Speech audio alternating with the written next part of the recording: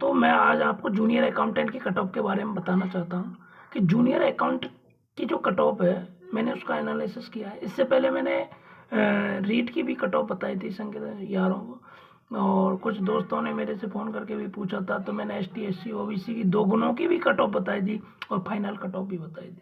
इसी आधार पर मैं आज आपको पहली बार इसी आधार को मानकर और जूनियर अकाउंटेंट के बच्चों के लिए भी मैं कट ऑफ का एनालिसिस कर रहा हूँ।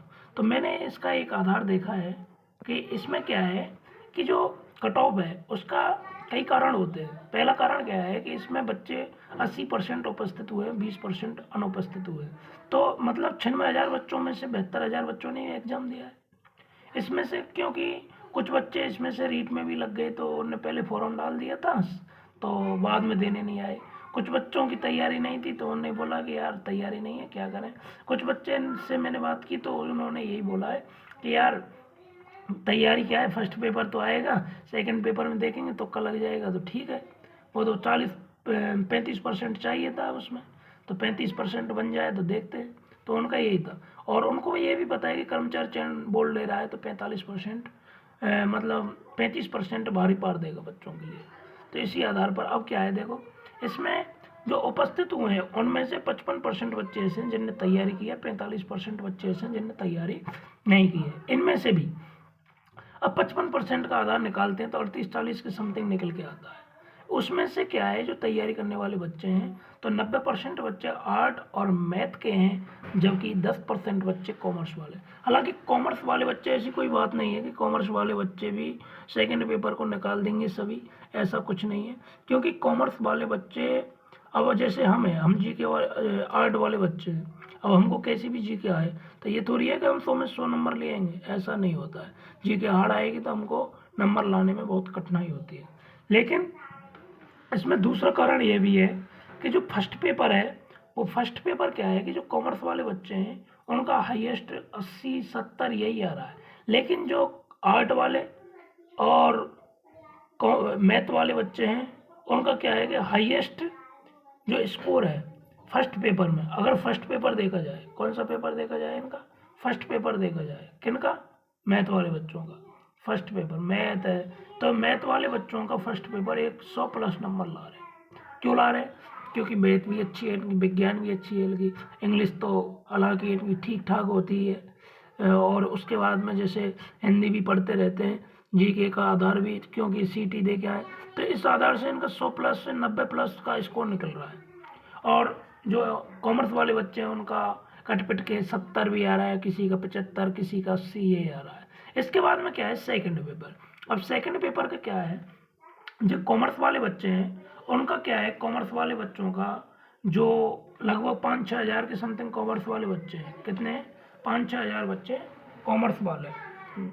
मैं आपको ये चीज़ बताता हूँ, जैसे कॉमर्स वाले बच्चे हैं, अब जैसे कॉमर्स वाले बच्चे 5,000 सपोज करो।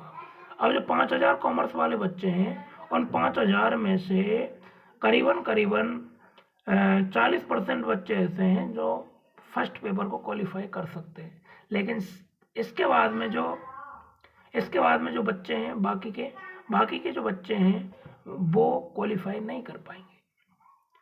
तो ये क्लियर है, क्योंकि ऐसी कोई बात नहीं है कि मैं इस सब्जेक्ट का हूँ तो मैं इसको निकाल दूंगा। अब हम जैसे एसएस का पेपर दिया था सेकंड ग्रेड का, अब हम पर एसएस के स्टूडेंट हैं, फिर भी हम पर क्या है, एसएस का उसमें भी हम पर क्या नहीं बना, 40% नहीं बना। अब 40% नहीं बना तो इसका मतलब ये है कि हम उसमें भी, ऐसी कोई बात नहीं है, ऐसे इनकी है। क्योंकि पेपर की लैंग्वेज इतनी हार्ड थी और टाइम किसी के पास नहीं था, सबसे बड़ा कारण था पेपर लैंग्वेज के आधार पर। अब जैसे एक क्वेश्चन आया था तुलन पत्र, कौन सा आया था, तुलन पत्र आया था। अब तुलन पत्र को देखें, ये तुलन पत्र, अब तुलन पत्र को इंग्लिश में कहते हैं बैलेंस शीट। क्या कहते हैं, बैलेंस शीट। अब बैलेंस शीट कहते हैं, अब हमने क्या जाना है कि यार तुलन पत्र, अब इसी आधार पर हमारा तो दिमाग ही काम नहीं किया है, तो हमने क्या किया कि ऐसे क्वेश्चनों को बहुत गलत किया है। और एक क्वेश्चन ऐसे भी हैं जैसे 3 है, 2 है, 1 है, 5 है, 3 है, तो हम क्या करते हैं, जैसे इसमें 3, 2, 1, यहाँ 3 5 ऐसे। अब बाकी के इधर क्वेश्चन दे रखा है हमको, जैसे 4 है, 2 है, 5 है, 1 है, तो हम क्या करेंगे, इसको काट देंगे कि यार ये नहीं है, यही मिलेगा क्योंकि ये सेम मिल रहा है, इनमें यही अंतर है। इनमें से देख के पीछे पीछे के इनको देख कर, और जैसे यहाँ पर भी क्या आता है, 5 आता है, और जैसे यहाँ रख दिया 1 और यहाँ रख दिया 5, 3, ऐसे हम देख लेते हैं। तो अब ये चीज़ यहाँ भी मिल रही है, यहाँ भी मिल रही है, तो हम क्या करेंगे, इसको इसमें इस ऑप्शन को ठोक देंगे। लेकिन ये गलत होगा, ये गलत होगा, सही कौन सा होगा, ये हो गया। तो ये अधीनस्थ की क्या है, चाल थी बच्चों को भ्रमित करने की, और बच्चों के लिए समय नहीं था। अब प्रत्येक क्वेश्चन को पढ़ने के लिए उनके लिए समय कहाँ था, तो इसलिए बच्चों ने स्मार्ट तरीके से करने की कोशिश की, और स्मार्ट तरीके के चक्कर में बच्चों ने बहुत क्वेश्चनों को गलत किया है। तो इस तरीक़ा से बच्चों का स्कोर मेरे एनालिसिस में मैंने आधार देखा है, तो 35% बच्चे उपस्थित, जो 35% बच्चे हैं, बच्चे मतलब 35% भी नहीं बना पा रहे, सेकंड पेपर में क्या नहीं बना पा रहे, 35% भी नहीं बना पा रहे।